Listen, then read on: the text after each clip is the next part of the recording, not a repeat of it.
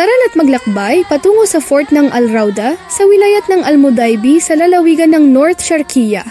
Ang fort ng Al Rauda ay isang makasaysayang lugar na nagmula sa ika-7 siglo ng Hijra at itinayo sa panahon ni Imam Sultan bin Saif al-Yarubi. Kilala ang fort sa kanyang estratehikong lokasyon.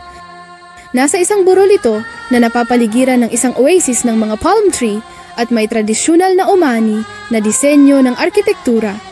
Itinuturing itong isang pangunahing destinasyon ng turismo kung saan umaakit ito ng mga bisita upang tuklasin ang kanyang kasaysayan at tamasahin ang mga tanawin sa paligid. Ang fort ay isang mahalagang bahagi ng kulturang pamana ng Oman. Para mas makilala ang lugar, mangyaring iskan ang QR code at tamasahin ang isang natatanging karanasan kasama ang kishta